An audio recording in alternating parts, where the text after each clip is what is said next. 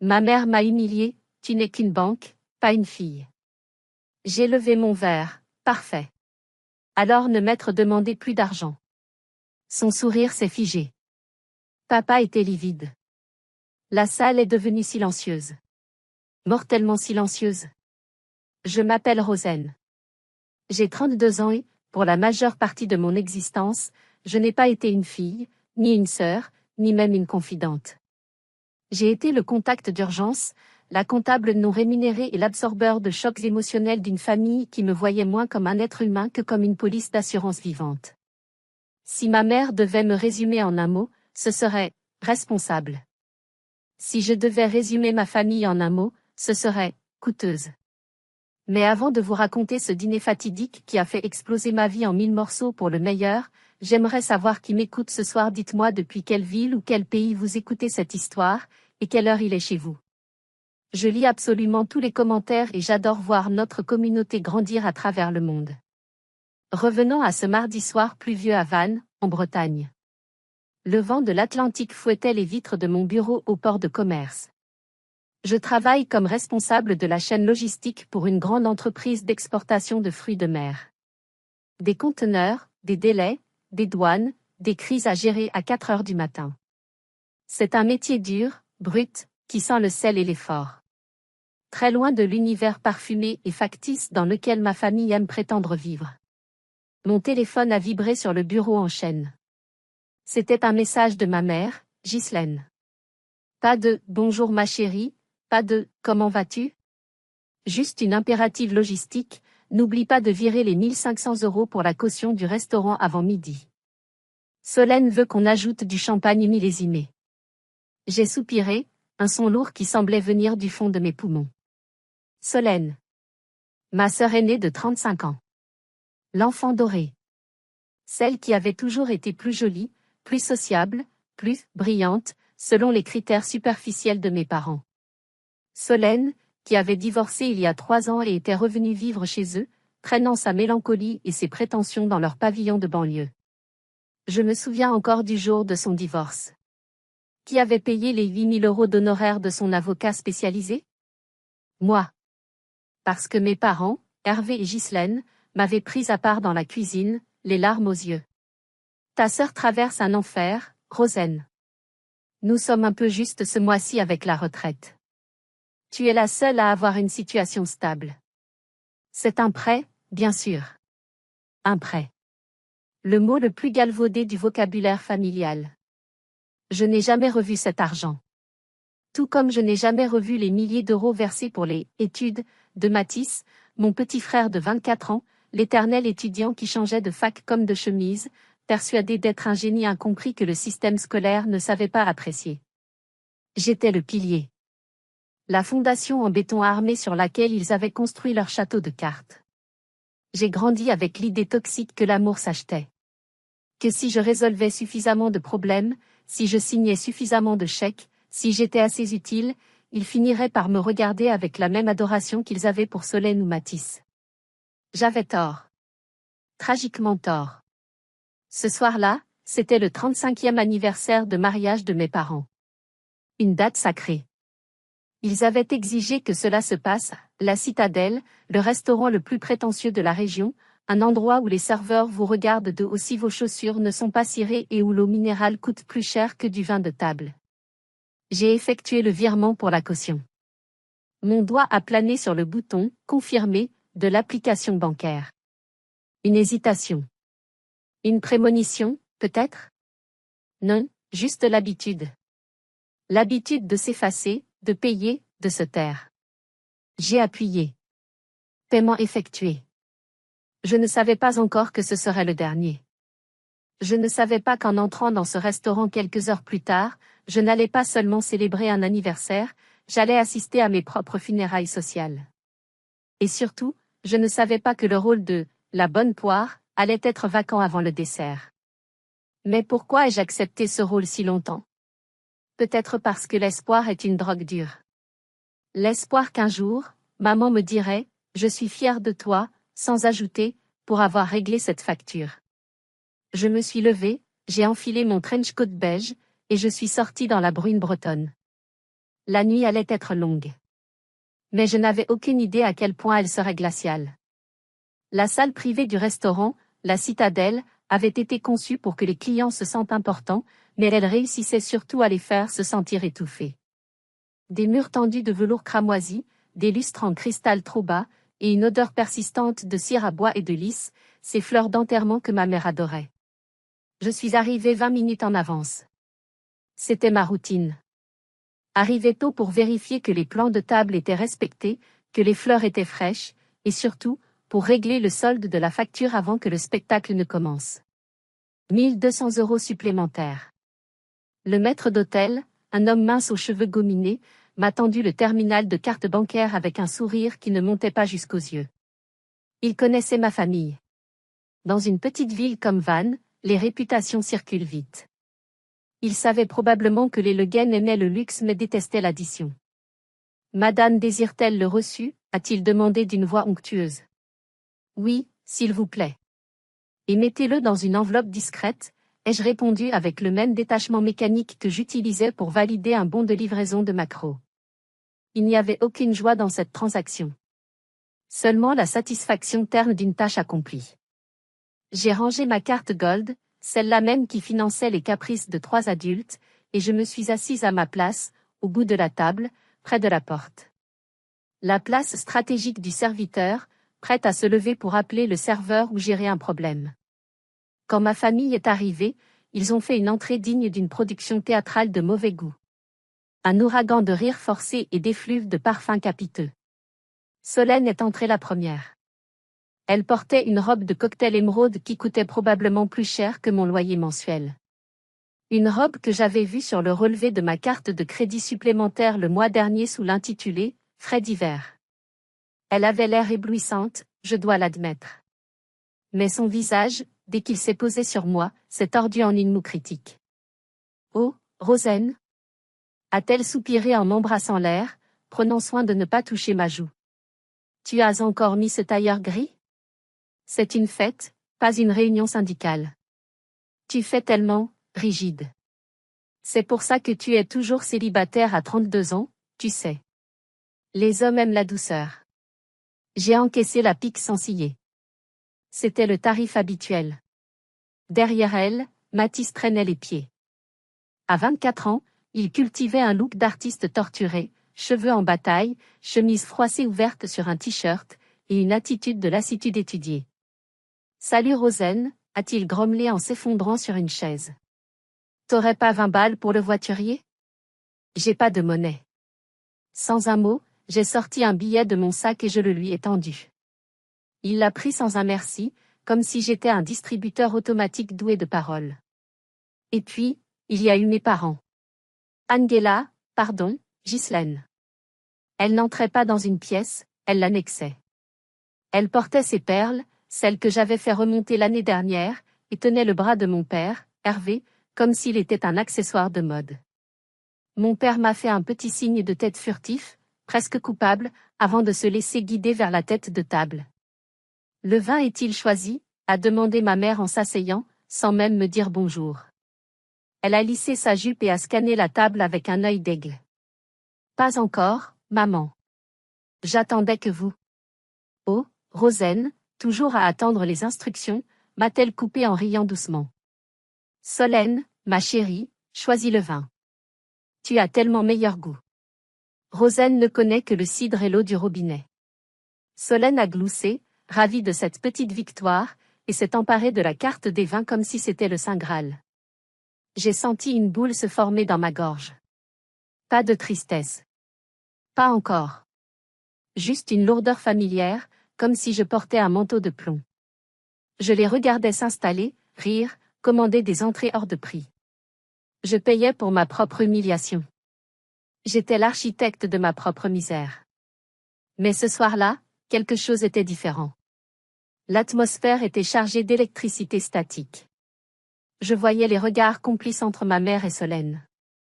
Je voyais mon père éviter mon regard. Il cachait quelque chose. Je pensais que c'était juste une autre demande d'argent, un autre prêt pour un projet farfelu. Je ne savais pas que le piège s'était déjà refermé sur moi bien avant que je n'entre dans cette pièce. Pendant l'heure qui a suivi, j'ai mangé mon tartare de Saint-Jacques dans un silence presque religieux, tandis qu'autour de moi, ma famille construisait sa réalité alternative. C'est fascinant, quand on y pense, la capacité de l'être humain à nier l'évidence quand quelqu'un d'autre paie les factures. Solène monopolisait la conversation. Elle venait de se lancer dans une nouvelle entreprise, le coaching de violistique sur Instagram. C'est une question de vibration, maman, expliquait-elle en agitant sa fourchette, ses faux ongles cliquetant contre le cristal. Je sens que je vais percer. J'ai déjà 300 abonnés. Les marques vont bientôt me contacter pour des partenariats. J'aurai juste besoin d'un petit capital pour acheter du matériel d'éclairage professionnel. Elle a lancé un regard en biais vers moi. Je n'ai pas relevé la tête de mon assiette. J'avais déjà financé sa phase créatrice de bijoux, sa phase importatrice de thé bio, et sa phase agent immobilier. Toutes s'étaient soldées par des dettes que j'avais épongées. C'est merveilleux, ma chérie, s'est exclamée ma mère, les yeux brillants. Tu as toujours eu ce don pour inspirer les gens. N'est-ce pas, Hervé? Mon père a hoché la tête, la bouche pleine de foie gras. Oui, oui. Très bien. Puis ce fut au tour de Mathis. Il expliquait pourquoi il avait arrêté ses cours de droit après 3 mois. Les profs sont des dinosaures.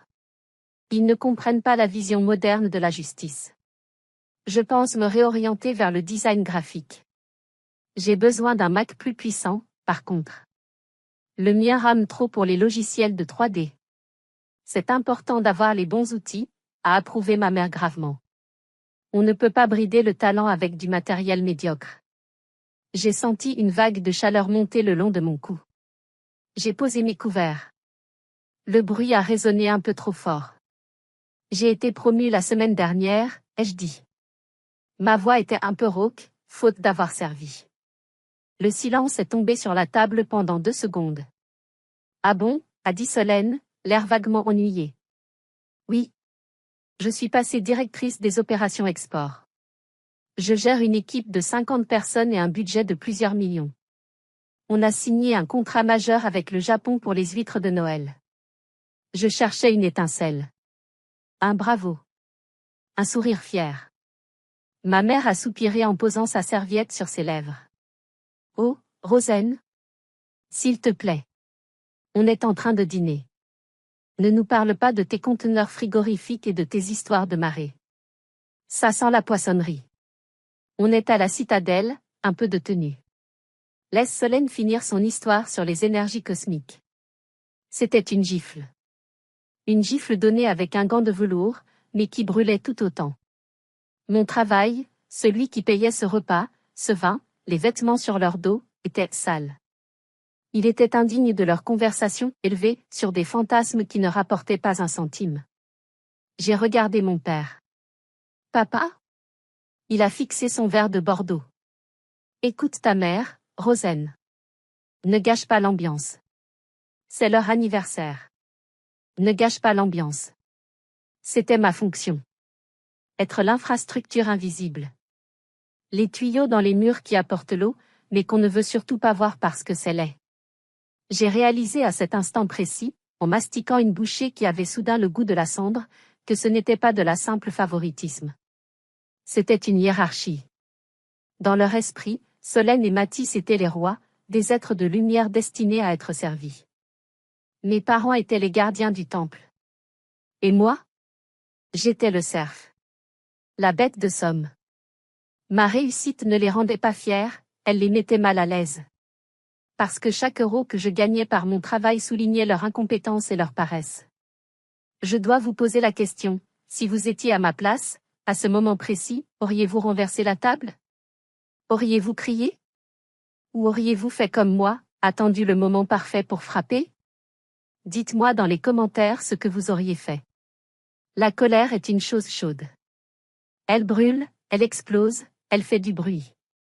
Mais ce que je ressentais n'était pas de la colère. C'était quelque chose de froid. De glaciaire. C'était le zéro absolu.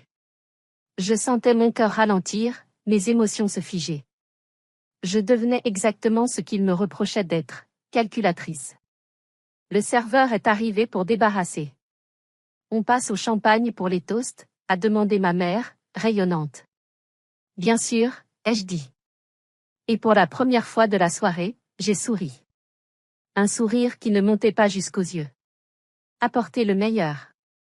Le champagne pétillait dans les flûtes en cristal. La lumière des chandeliers se reflétait dans les bulles dorées, créant une illusion de fête parfaite. Mais l'air était devenu lourd, chargé d'une tension que j'étais la seule à ne pas encore comprendre totalement. Mon père s'est levé le premier, un peu rouge, bredouillant quelques banalités sur 35 ans de patience et le bonheur d'avoir une famille unie. C'était pathétique, mais inoffensif.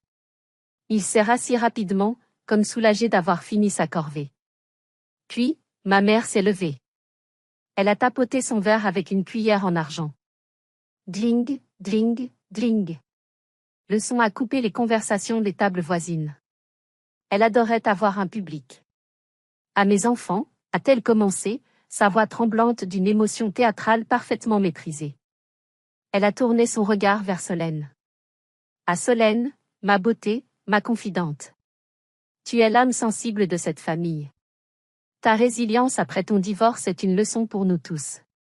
Solène a essuyé une larme imaginaire, prenant la pose pour une photo mentale. À Mathis, a continué ma mère. Mon petit prince. Ton intelligence et ta quête de sens nous inspirent. Tu es l'avenir. Mathis a levé son verre avec un sourire suffisant, se carrant dans sa chaise. Puis, le regard de ma mère s'est posé sur moi. Le sourire chaleureux a disparu instantanément, remplacé par une expression que je n'avais vue que lorsqu'elle regardait une tache sur son tapis persan. Un mélange d'agacement et de pitié dédaigneuse. Et Rosen ? A-t-elle dit, sa voix changeant de registre, devenant plus sèche, plus tranchante. Elle parlait assez fort pour que les deux serveurs près du buffet entendent. Merci d'avoir géré la logistique ce soir. C'est ta force, n'est-ce pas? L'organisation. L'argent. Elle a fait une pause dramatique. C'est dommage que tu sois devenu si transactionnel. Tu penses que l'amour se trouve dans un virement bancaire. Tu es froide, Rosen. Tu n'as pas la chaleur de ta sœur ni la passion de ton frère. Elle a pris une inspiration, et là, elle a lâché la bombe. Au fond, c'est comme si tu ne faisais même pas partie de cette famille. Tu es juste notre banquière. Mais on t'aime quand même, malgré ta nature, calculatrice. Le temps s'est arrêté. Solène a étouffé un petit rire cruel derrière sa main. Mathis a ricané bêtement. Mon père a regardé sa nappe.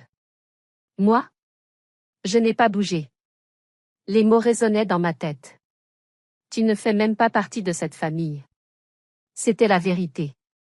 Elle venait de le dire. Elle venait de me libérer. Je n'ai pas senti de larmes. J'ai senti un clic.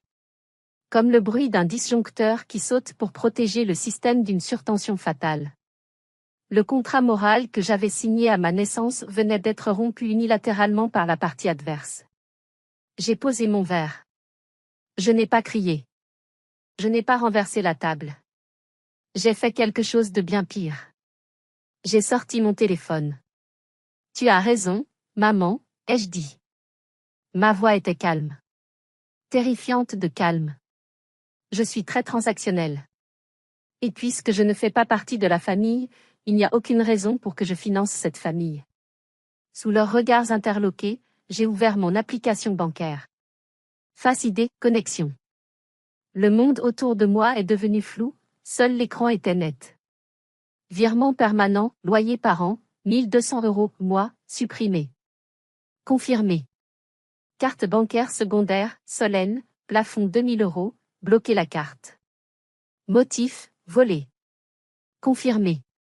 Virement permanent, allocation Mathis, 600 € mois, supprimé. Confirmé. Assurance habitation maison familiale, résilié à l'échéance. Confirmé. Cela a pris exactement 45 secondes. 45 secondes pour démanteler l'infrastructure financière que j'avais mis 10 ans à construire pour eux. J'ai relevé la tête. Ma mère avait toujours son verre en l'air, mais son sourire commençait à vaciller, comme un masque de cire qui fond. Qu'est-ce que tu fais sur ton téléphone? C'est impoli, a sifflé Solène. J'ai ignoré ma sœur. J'ai levé la main et claqué des doigts pour appeler le maître d'hôtel. Il est arrivé immédiatement. Oui, mademoiselle? L'addition, s'il vous plaît. Apportez-la à table. Maintenant. Mais, elle est déjà réglée, non, a demandé ma mère, une note de panique perçant dans sa voix. Le maître d'hôtel a posé la pochette en cuir noir au centre de la table. Je l'ai ouverte. J'ai sorti mon stylo. J'ai entouré le montant de mon menu, une entrée, un plat, 2 verres de vin. 85 €. J'ai sorti un billet de 100 € et je l'ai posé sur le cuir. Ça, c'est pour ma part, ai-je dit en me levant. J'ai lissé mon tailleur gris, ce tailleur rigide qu'il détestait tant. J'ai regardé ma mère droit dans les yeux. Parfait. Tu as dit que je n'étais qu'une banquière. Eh bien, la banque vient de fermer. Ne me demandez plus jamais un centime. Rosen, assieds-toi. Tu nous fais honte, a éructé mon père, trouvant enfin sa voix. Non, papa. C'est vous qui devriez avoir honte. Bon anniversaire. Payez votre propre fête. Je me suis retournée. Solène avait la bouche ouverte, une carte en robe émeraude. Mathis avait l'air d'un enfant qui vient de lâcher son ballon. J'ai marché vers la sortie. Chaque pas était plus léger que le précédent. Je laissais derrière moi une facture de 1400 € impayée et 3 parasites en état de choc. Je suis sortie dans la nuit fraîche de Vannes. J'ai pris une grande inspiration. L'air n'avait jamais été aussi pur. Mais je ne savais pas encore que la guerre ne faisait que commencer. Il n'allait pas se laisser sevrer aussi facilement. Le trajet retour vers mon appartement a été un flou de lumière jaune et de silence. Mes mains ne tremblaient pas sur le volant. C'était étrange. Je m'attendais à m'effondrer, à pleurer, à hurler. Mais il n'y avait que ce vide sidéral, propre et net. À peine avais-je franchi le seuil de mon entrée que mon téléphone a commencé sa danse macabre sur la console. BZZZZ, BZZZZ, BZZZZ. Premier message, Solène, message vocal, tu es une grande malade. Le serveur vient de refuser la carte de papa. On a l'air de quoi? Reviens tout de suite payer ou je te jure que je te pourris la vie. Ma carte ne marche plus non plus au bar. C'est quoi ton problème, espèce de frigide hystérique? Deuxième message, papa, ta mère est en train de faire un malaise. Les pompiers vont peut-être venir. Si quelque chose lui arrive, ce sera sur ta conscience. Tu as détruit notre famille pour une histoire d'argent. Je suis dégoûté. C'était une symphonie de manipulation. Le malaise de ma mère. Le grand classique. Acte 3, scène 4. Dès qu'elle perdait le contrôle, son corps lâchait. C'était son arme nucléaire. Avant, j'aurais fait demi-tour, paniquée, pleine de culpabilité. Ce soir, j'ai posé mon téléphone face contre table. Je me suis servi un verre d'eau. Je me suis assise devant mon ordinateur personnel. Si je n'étais pas de la famille, alors je n'avais plus à gérer les affaires de la famille. Mais je devais me protéger. Ils allaient contre-attaquer. Et leur terrain de jeu favori n'était pas la réalité, c'était l'image publique. J'ai ouvert Facebook. Et c'était là. Le post de ma mère, publié il y a 10 minutes à peine, entre deux malaises, sans doute. Une photo noire, avec un texte en lettres blanches, il n'y a pas de douleur plus vive que l'ingratitude d'un enfant. On sacrifie tout pour eux, et le jour où l'argent leur monte à la tête, ils vous jettent comme des déchets. Prière pour ma fille Rosen qui a perdu son chemin et son cœur. Hashtag mère brisée / famille traître. Les commentaires affluaient déjà. Les tantes, les voisines, les amis de la paroisse. Oh ma pauvre Ghislaine, courage. L'argent pourrit les gens, c'est bien connu. Honteux de traiter ses parents ainsi après tout ce qu'ils ont fait. Il contrôlait la narration. Il peignait le tableau d'une fille avare et cruelle abandonnant ses vieux parents. J'ai eu envie de répondre. De poster les reçus. De montrer les virements de 30 000 €. De parler des dettes de jeu de papa et des délires de Solène. Mais je me suis retenue. Non. Ne pas descendre dans la boue. On ne se bat pas contre des cochons dans la boue, on finit sale et le cochon aime ça. J'ai fermé l'onglet Facebook. J'ai ouvert Excel. J'ai créé une nouvelle feuille de calcul que j'ai nommée « Opération sécateur ». J'ai listé tout ce qui me liait encore à eux juridiquement. Contrat EDF, GDF de leur maison, à mon nom car ils étaient fichés pour impayés il y a 5 ans. Ligne Internet et forfait mobile de Matisse et Solène. Compte joint pour les « urgences » qu'ils utilisaient pour l'épicerie fine. J'ai commencé à rédiger les courriers recommandés de résiliation. J'étais calme. Méthodique. J'étais la directrice des opérations. Je traitais un dossier toxique. J'ai envoyé les demandes de coupure pour la fin du mois en cours. Ils auraient 15 jours pour reprendre les contrats à leur nom. S'ils en étaient capables. Il restait un dernier point. Le plus gros. La maison. La maison familiale, ce pavillon à Vannes qu'ils appelaient leur héritage. Mais dont je payais le crédit immobilier depuis que la petite entreprise de mon père avait fait faillite il y a 7 ans. Le prêt était au nom de mon père, mais le prélèvement se faisait sur un compte où je versais l'argent chaque mois. J'allais couper ce virement aussi. Mais je devais être sûr de ne pas être poursuivi.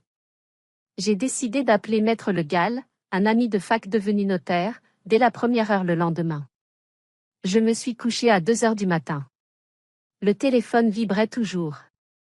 Mais pour la première fois depuis des années, le silence dans ma tête était total. 2 jours plus tard, j'étais assise dans le bureau feutré de Maître Le Gall, au centre de Vannes. Armel Le Gall était un homme précis, sec, qui ne souriait que lorsqu'il trouvait une faille fiscale intéressante. « Rosen », a-t-il dit en posant un dossier épais sur son bureau en acajou. « Tu m'as demandé de vérifier ton exposition financière par rapport à tes parents. J'ai fait une recherche hypothécaire standard au service de la publicité foncière. » Il a marqué une pause. Il a retiré ses lunettes et les a essuyées lentement. Ce geste m'a glacé le sang. « Il y a un problème ?» ai-je demandé. « Pas un problème.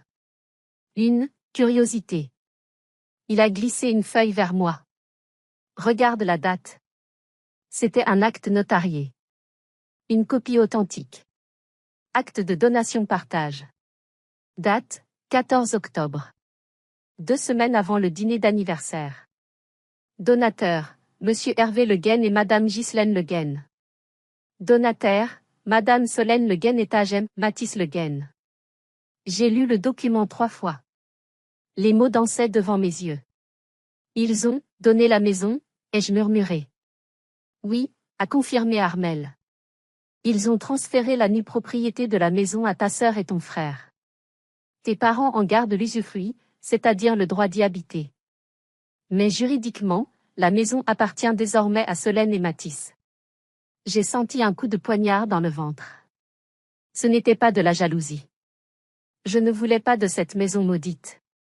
C'était la trahison. Attends, Armel. Il reste 300 000 € de crédit sur cette maison. Le prêt est au nom de mon père. C'est moi qui paie les mensualités. Armel a hoché la tête, un sourire cynique aux lèvres. C'est là que c'est machiavélique, Rosen. Ils ont donné l'actif, la maison, à tes frères et sœurs, mais ils ont gardé le passif, la dette, sur la tête de ton père, en sachant pertinemment que c'est toi qui paies. J'ai compris. Tout s'est éclairé d'une lumière crue et violente. Le dîner. Les flatteries. L'insistance pour que je reste là, comptable. Leur plan était simple, me laisser rembourser pendant encore 15 ans le crédit d'une maison qui ne m'appartiendrait jamais. Je payais les murs dans lesquels Solène et Matisse allaient vivre gratuitement une fois mes parents partis. J'étais la vache à lait qu'on traite jusqu'à la mort pendant que les veaux boivent la crème. Ils m'ont volé, ai-je dit. Ma voix était blanche. Moralement? Oui. Légalement? Ils ont le droit de disposer de leurs biens. Mais... Armel a levé un doigt, et son œil a frisé. Ils ont commis une erreur fatale. Une erreur d'amateur. Laquelle? La clause de déchéance du terme. La plupart des contrats de prêt immobilier contiennent une clause qui interdit de transférer la propriété du bien sans l'accord de la banque. Si la banque découvre que la maison a changé de propriétaire, elle peut exiger le remboursement immédiat de la totalité du capital restant dû. J'ai regardé Armel. J'ai regardé le document. Ils n'ont pas prévenu la banque, n'est-ce pas? Bien sûr que non, a ricané Armel. Sinon la banque aurait refusé, car Solène et Mathis sont insolvables. Ils ont fait ça en douce, espérant que tant que tes mensualités, tombaient, la banque ne regarderait pas. Je me suis adossée à mon fauteuil. La colère avait disparu. Elle avait laissé place à une compréhension stratégique froide. J'avais une arme nucléaire entre les mains. Qu'est-ce que je dois faire, ai-je demandé. Si tu arrêtes de payer, la banque va s'intéresser au dossier. Quand ils verront l'impayé, ils lanceront une procédure. Et quand ils vérifieront le titre de propriété. Boum. J'ai souri.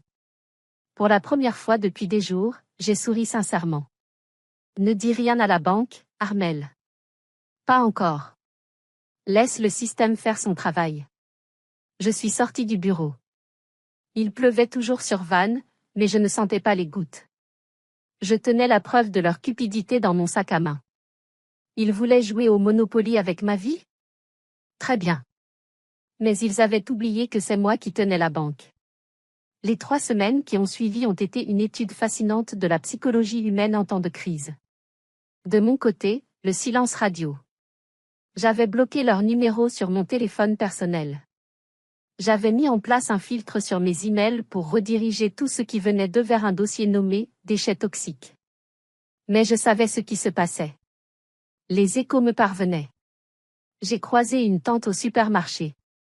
Elle m'a regardé comme si j'avais la peste bubonique. Ta mère est dévastée, Rosen. Comment peux-tu les laisser sans Internet? Mathis ne peut même plus étudier. Mathis peut aller à la bibliothèque, tata. C'est gratuit, ai-je répondu en choisissant mes avocats. J'ai appris par un collègue que Solène essayait de vendre ses sacs à main de luxe sur Vinted. Apparemment, sa carrière d'influenceuse avait du mal à décoller sans ma carte de crédit pour acheter des « followers ». Mais le vrai compte à rebours, c'était le crédit immobilier. Le 5 du mois est arrivé. La date du prélèvement. Mon virement automatique vers le compte de mon père n'a pas eu lieu. Le prélèvement de la banque sur le compte de mon père a été rejeté. Provision insuffisante. Je savais exactement ce qui se passait dans les algorithmes de la banque. J+1, relance automatique par SMS. J+5, lettre simple de rappel. J+15, mise en demeure. Je vivais ma vie. Je travaillais. Je dormais mieux. J'ai même commencé à regarder des destinations de voyage. La Grèce. J'avais toujours voulu voir les Cyclades. Avec l'argent que je ne donnais plus à ma famille, je pouvais me payer un mois entier à Santorin dans un hôtel 5 étoiles. Et puis, c'est arrivé. Le fameux courrier de la banque. Pas une simple lettre de relance. J'ai su qu'elle était arrivée non pas parce que je l'ai reçue, mais parce que l'onde de choc a traversé la ville. Armel m'avait prévenu. La banque, voyant l'impayé, avait fait une vérification de routine. Ils avaient découvert la donation partage. Ils avaient découvert que M. Hervé Le Guen n'était plus propriétaire du bien qui garantissait son prêt. La réaction bancaire est brutale dans ces cas-là. C'est la déchéance du terme. Je suis restée silencieuse. J'ai laissé faire. Certains diront que c'est cruel. D'autres diront que c'est juste. Qu'en pensez-vous? Un mardi soir, alors que je lisais tranquillement sur mon canapé beige, mon interphone a sonné. Pas une fois. 10 fois. En continu. J'ai regardé le moniteur vidéo. Ils étaient là. Tous les 4. Mon père, gris comme la cendre. Ma mère, les yeux rouges, sans maquillage, un événement historique. Solène, qui avait l'air d'avoir dormi dans sa voiture. Et Mathis, qui regardait ses chaussures. J'aurais pu ne pas répondre. J'aurais pu appeler la police. Mais je voulais voir. Je voulais voir la fin de la pièce de théâtre. J'ai appuyé sur le bouton. Monter. Je n'ai pas déverrouillé la porte de mon appartement tout de suite. J'ai attendu qu'il soit dans le couloir. J'ai ouvert la porte, mais je suis resté dans l'encadrement, tel un gardien de prison. Qu'est-ce que vous voulez?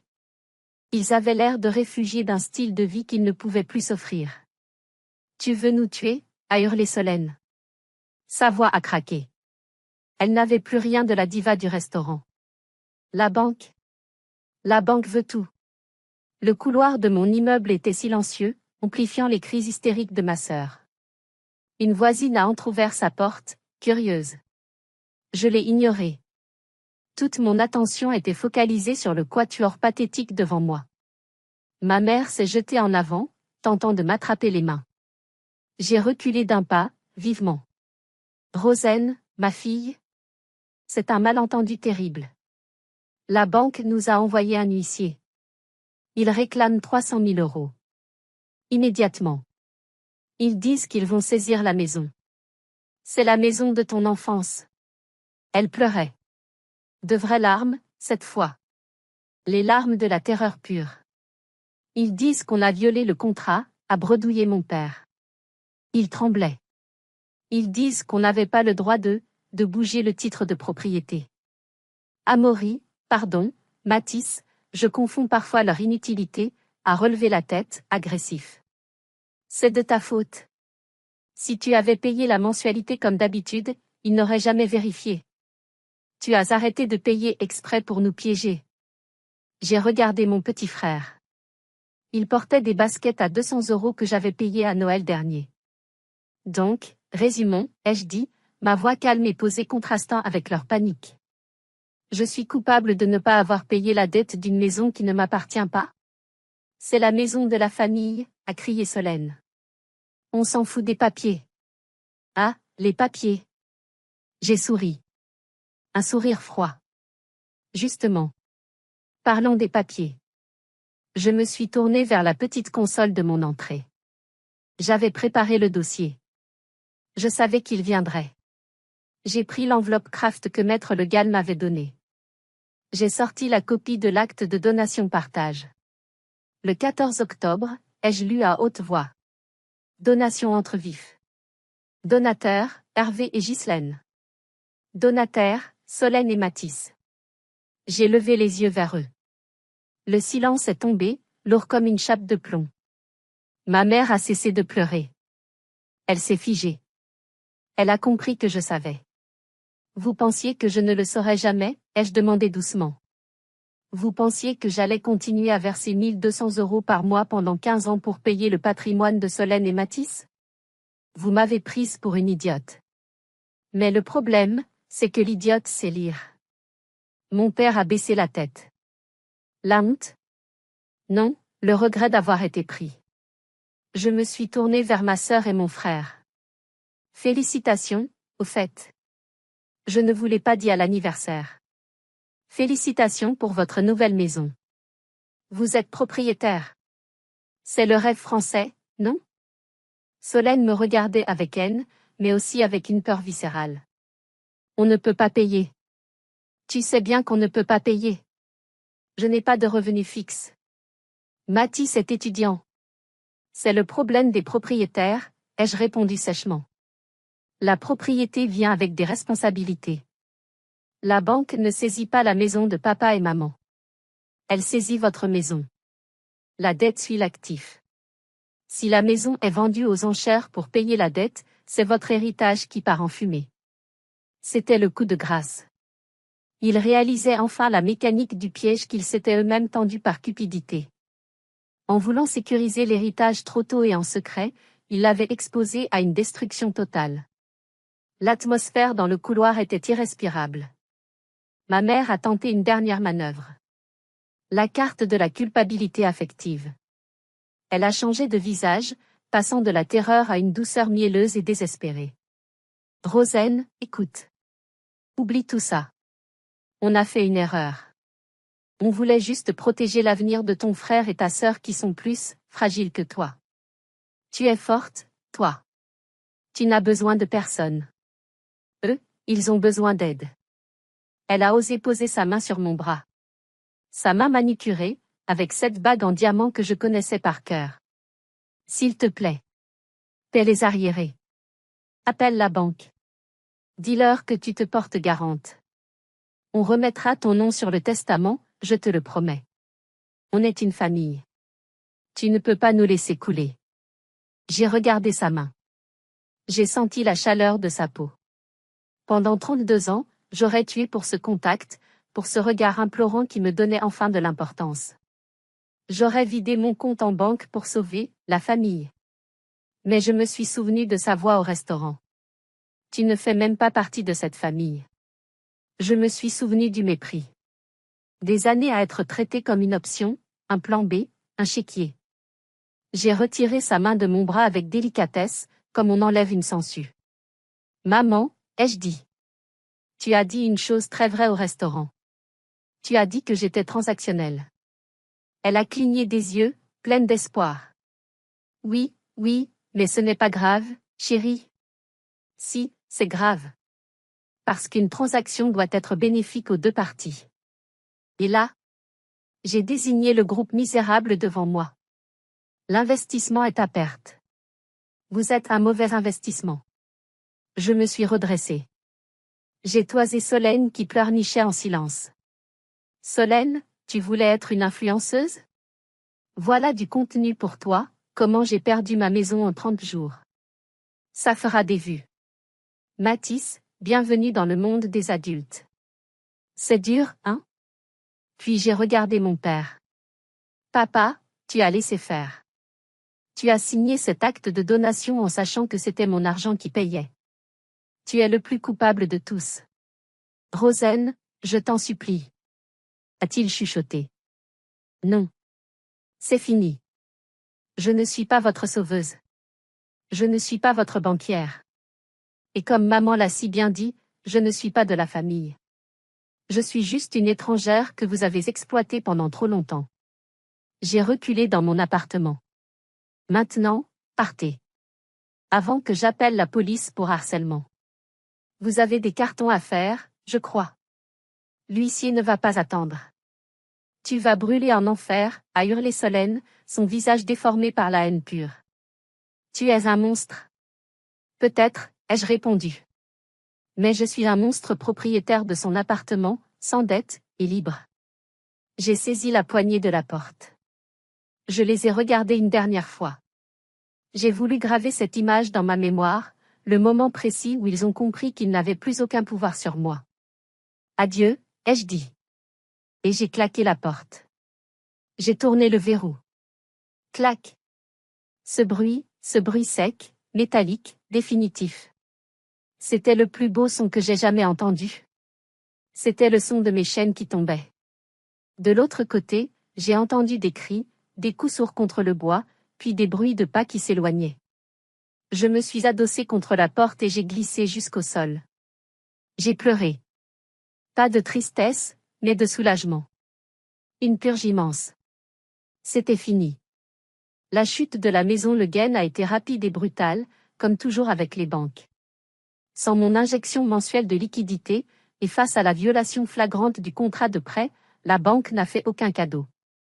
La maison a été saisie. Solène et Mathis, en tant que nouveaux propriétaires légaux, ont été entraînés dans la boue. Ils se sont retrouvés, interdits bancaires, fichés à la Banque de France. Fini les chéquiers, fini les crédits conso, fini les rêves de grandeur.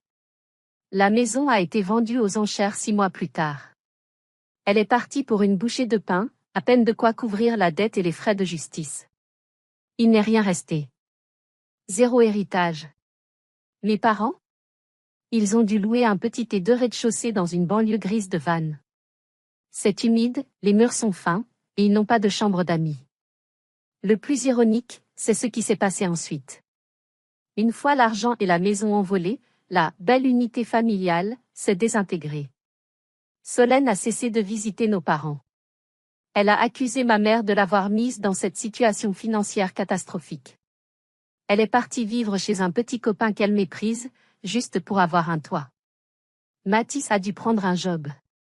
Il est serveur dans un fast-food. Il paraît qu'il déteste ça. Il ne parle plus à mon père. Il s'est avéré que je n'étais pas le problème de cette famille. J'étais la colle. J'étais la gravité artificielle qui maintenait ensemble ces planètes toxiques.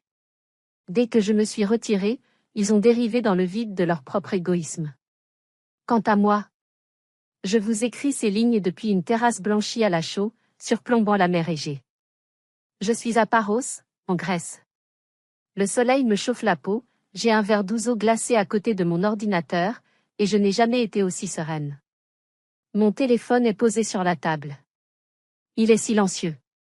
J'ai changé de numéro le lendemain de la confrontation. Seules quelques personnes l'ont. Mon compte en banque est sain. Mes soirées sont paisibles. Je réapprends à vivre pour moi. À dépenser mon argent pour des choses qui me font plaisir, sans culpabilité. J'ai longtemps cru que couper les ponts me tuerait. Je pensais que la solitude serait insupportable. Mais la vérité, c'est que la solitude est bien meilleure que la compagnie de gens qui vous drainent votre âme. J'ai perdu une famille, oui. Mais je me suis retrouvé moi-même.